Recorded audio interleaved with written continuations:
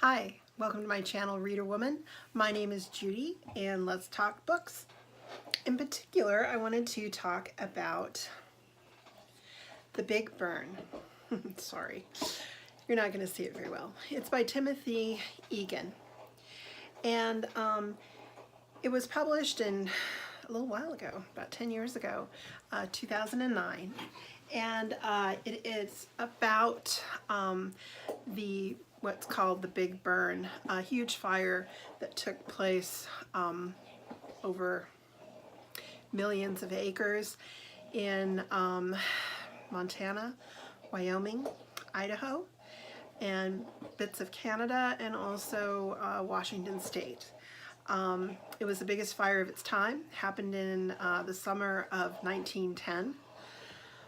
More than probably about 120 men lost their lives trying to fight this. And I had an opportunity, as well as reading the book, to get to see Timothy Egan. He spoke at our local theater to the town because this book was picked for Whatcom Reads, which is, you know, one of those reads things where hopefully everybody in the county is reading about it and talking about it. It's particularly topical in today's world where, you know, I live in Washington State.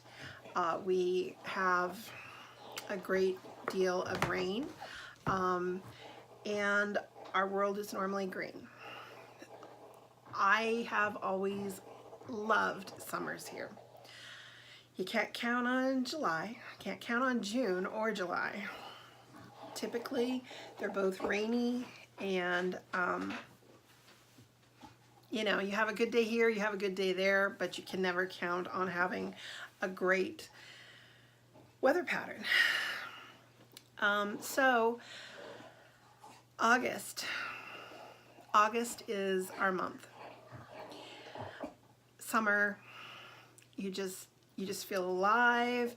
The days are late. You know, you can be out till 9:30 and there's still light in the sky. It's just a spectacular time to be living in the Pacific Northwest, except for the last 2 years. We've had fires, not here, but in surrounding areas. Canada, last year California, I guess there was even fires in Siberia, all of which the smoke settled in Washington State. I know the whole regions, you know, I'm talking thousands of miles, I know it was all affected.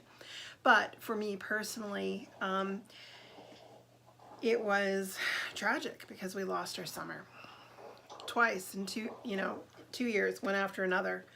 And the real question is this climate change? Is this what our summers are going to be like from now on? And there's a good chance, if things don't change, that it will be. So I was anxious to read this, but I was especially happy to read it as part of our book club, my book club, and also Whatcom Reads. Because the cool thing about the Whatcom Reads book is that they bring the author in, and you get a chance to hear them speak. And first off, Timothy Egan is exceedingly good at speaking. He knows how to tell a great story.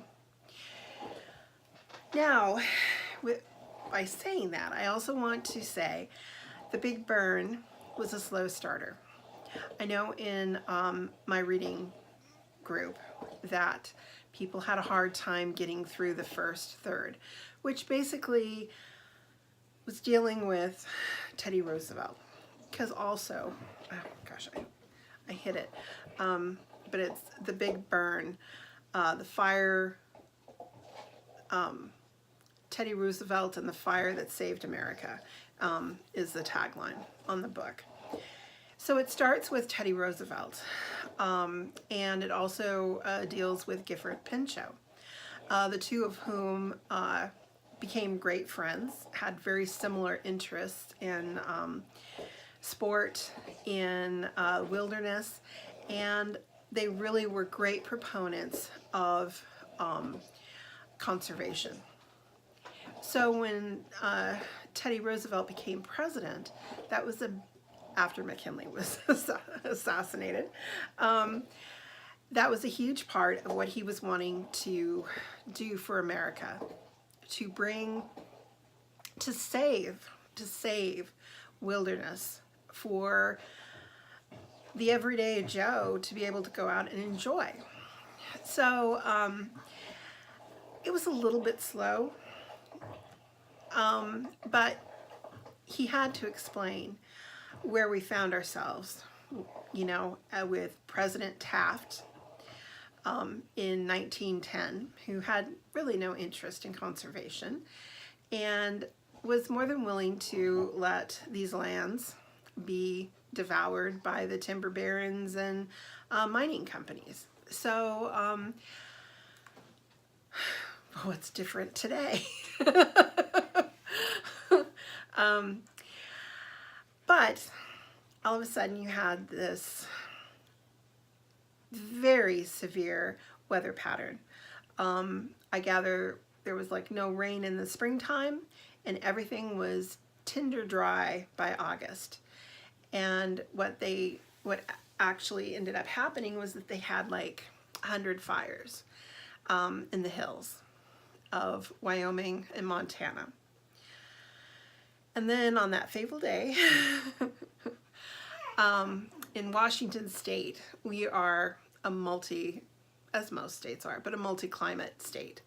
We're divided, not equally, but we're divided by the Cascade Mountain Range, and which are active volcanoes. And so I live on the west side, which is normally wet. The clouds come up against those mountains and stay and drop a lot of their moisture. On the eastern side, you have a very fertile, great growing area, but it's kind of deserty a little bit. The water rights are a huge issue there, and you have what's called the Palouse, and in that, which is where the wheat fields are. So there's nothing to stop a wind, and they call the strong winds from that region the Palouser. And what happened was you had the fires in the hills, you had 10,000 men up there fighting the fires, trying to get it under control, and then this huge wind came in. And the devastation, sorry, I've got a friend down here who is wanting to bark. And it went and blew up to 70, 80 miles an hour wind. And what was 100 small fires became one huge fire, similar to, you know, dropping the atomic bomb. It was just an amazing thing to even survive it. And the book talks about all this. It talks about how Gifford Pinchot, also very wealthy, coming from a very wealthy family, he had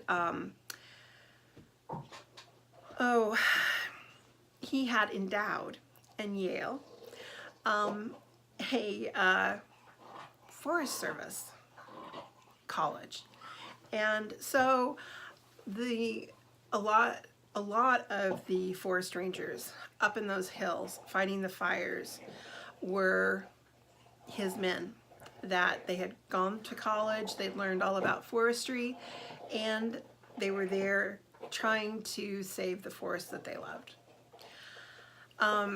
The story is so dramatic. Once the fire starts, you really can't put it down. I found it very moving, particularly with my family's history.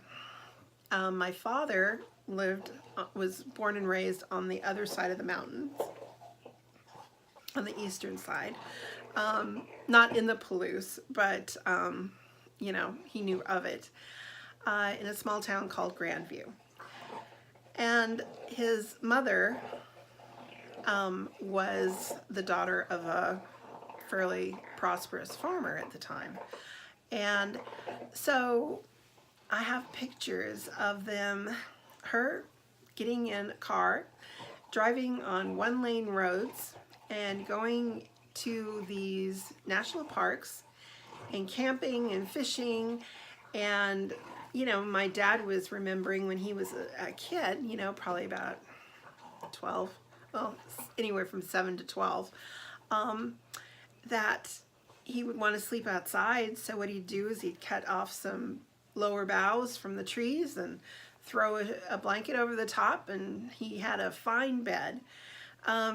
So part of my family used these amazing parks in beautiful areas, and so I feel very close to it.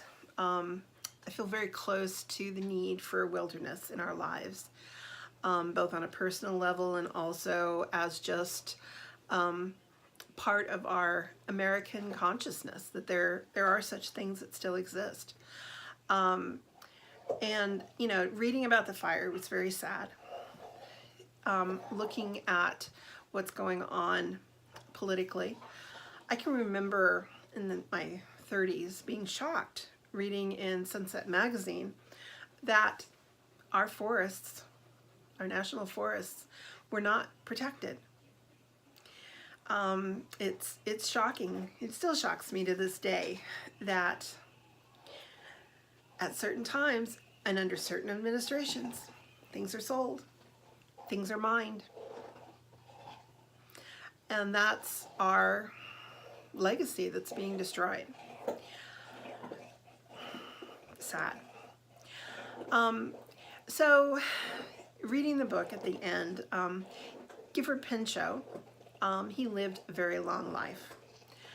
And one of the things that he was able to do before he died was he became friends with Franklin Delano Roosevelt when he became president.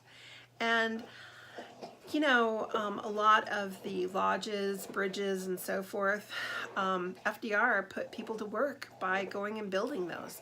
They still stand today. They are assets to our national treasures, and with the work programs. So so he helped FDR kind of come up with some plans on this. And as World War II was coming to an end, Pinchot, in his last years, visited FDR and suggested that when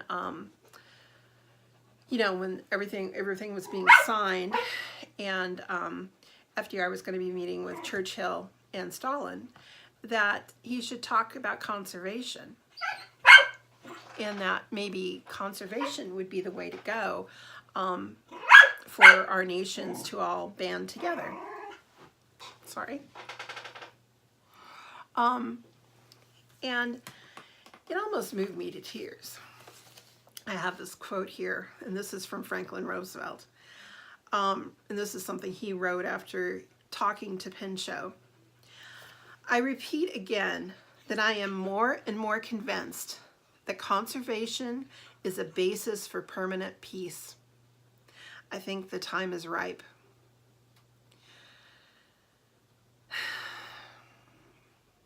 Can you imagine if instead of going into the Cold War, we went into a time of conservation and the world was trying to protect its nature, our nature that exists in all of our nations? What a wonderful, different world it would have been. Anyways, like I said, that was so moving to me, reading that and thinking of that idea, because as we find ourselves in global warming, it's no fun, and it's just going to get harder and harder. So I just wanted to bring you a review of the Timothy Egan book, The Big Burn. Highly recommend it, and hope you pick it up. We'll talk books again soon. Bye.